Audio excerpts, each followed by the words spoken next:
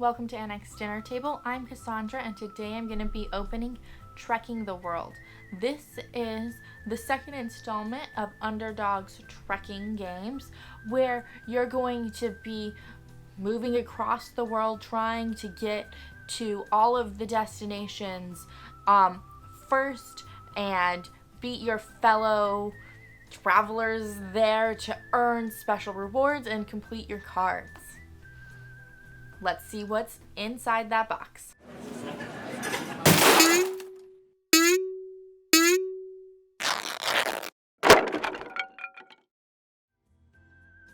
Wonders of the world, not like the seven, but ones that are very iconic. The Sphinx, the Eiffel Tower, and then this great looking out overview of it. Very great art.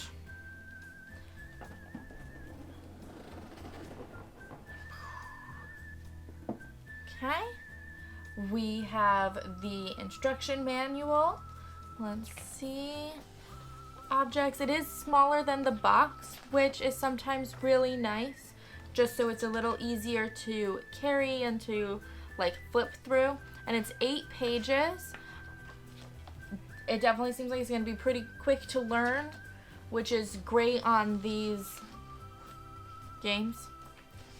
Some ads, then a nice cloth bag. It says Trekking the World on it. It's got some drawstrings. Yeah. It's just printed on there with that plastic kind of printing.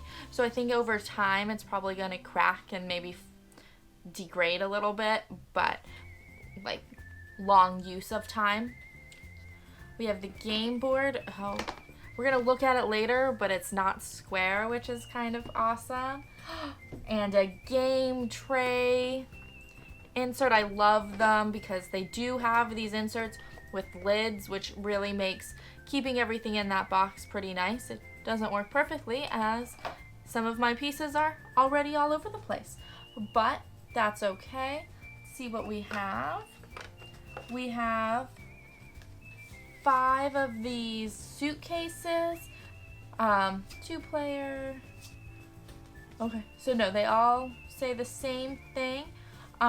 We have these different places for things, postcards, t-shirts, souvenirs, jewelry in different colors, and it seems like there's victory points associated with them. We've got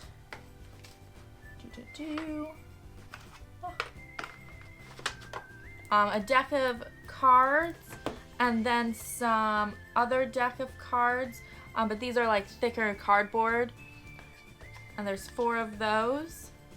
We have some cubes, blue, yellow, red, and white, and they match. These are going to be resource cubes because they match what we're going to be placing on our little player boards. Oh, and these are double-sided.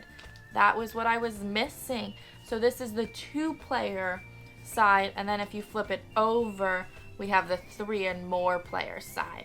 And it seems like the main difference is how many victory points things are worth. In a 2-player game, they're just a little lower than in that 3 or 4-player game. We have a score tracker and some more cards, these being much larger tarot size cards.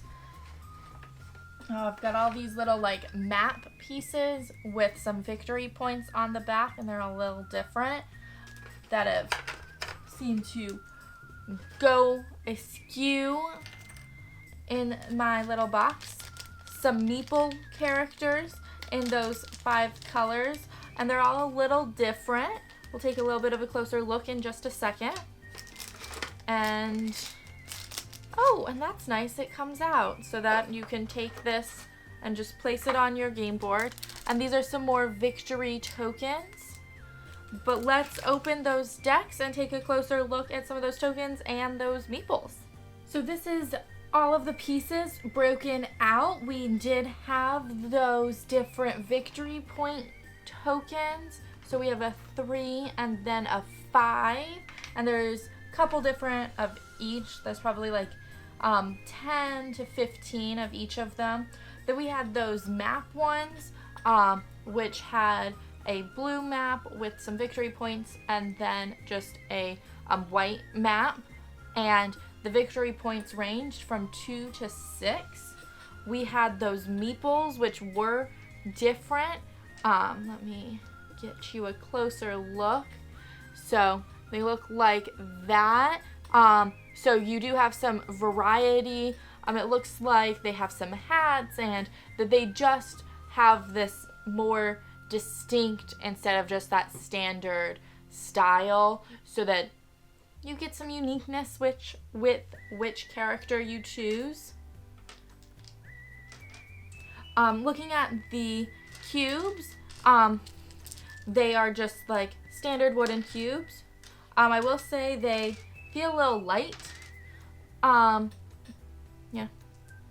But they're nice size. They're a little bit bigger than I would say a standard cube is actually, but well painted, very nice. And again, we have a bunch of them in those 4 different colors. Cards, we had a couple different ones. The biggest deck of the poker size are these travel ones. I'm not even sure. I'm going to stick with the travel type ones. They have this great kind of like passport-y stamp feel on the back, and then on the front they have a whole bunch of different symbols. So this like water symbol, and it goes 1, 2, and 3, and there's only 3 3s, and so very limited.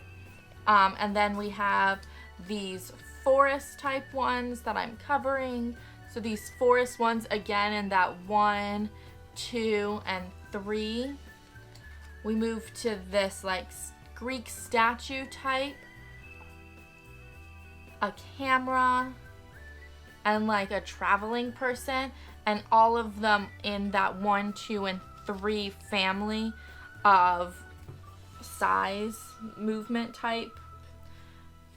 We had a couple different. We're gonna start with the B deck, which has a couple of just like things: passport to my heart, move to any airport, move to an airport in your region, move to any location. So these just seem like they are perk kind of cards that you get a bonus card. And then there was also an A deck, which also seemed like they were kind of perk. Take a tour for 1 fewer icon and gain 3 victory points. Take a tour for 2 fewer icons. Swap locations, gain some cards. So 2 different decks of those.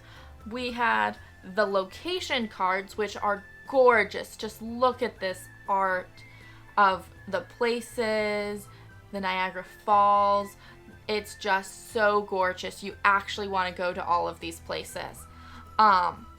And a whole bunch of different ones. This deck is quite large.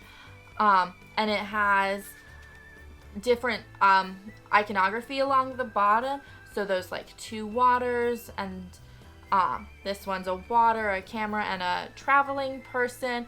And then they are all worth a different amount of victory points in the bottom right. And it does seem as if they're color-coded based on location. So we've got like North America. We have South America. Oh, I don't know. Is this Europe? Africa? Asia, and the Australian countries.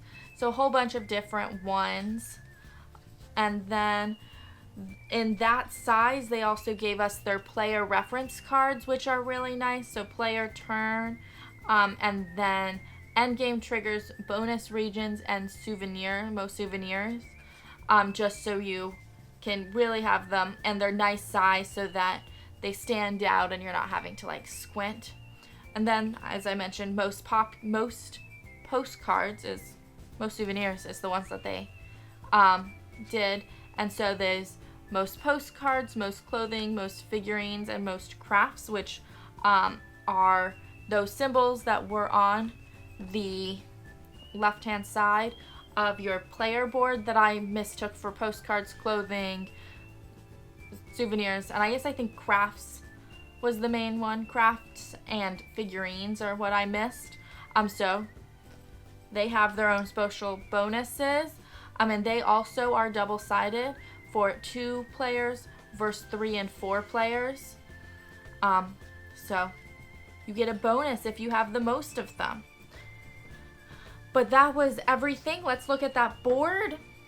So the board is very colorful. It does definitely remind me of like a Ticket to Ride kind of map where you can go to different places and you can go like sideways through the board as if it was acting as a sphere instead of flat. I like that it does have a little bit more of a flat globe shape instead of the standard square. And then I had mentioned in the cards that they had different colors for everything. North America's orange, South America's green, etc., etc. And that translates to this map really well. And then you had those journey logs, which is what it seems like they were, that have a nice place on the map. And then in case you didn't have the player reference card, it does have some of those things, what you do on your player turn, and then end of game triggers, which is nice, especially because end of game triggers was on the back and not the front. That was the board. I really like it.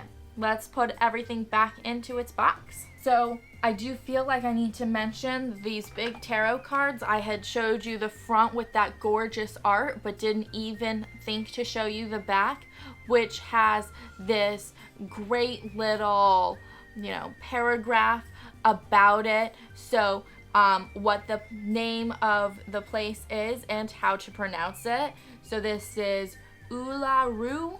And it just gives you a little bit of information. So this one is travel to the surreal Australian desert landscape that holds Uluru, also known as Ayers Rock. Stand before the massive sandstone monolith and bear witness to a natural wonder 550 million years in the making. Here, earth flows with deep spiritual wisdom. Indigenous Australians have long revered Uluru as a sacred site, and it remains an important pilgrimage today.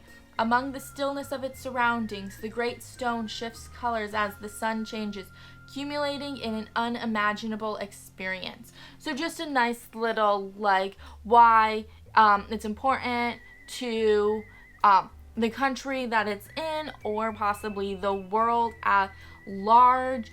I love the pronunciations, and just because I read this one, I want to show you the picture of it, because that landscape just is absolutely gorgeous. And that's on all of them.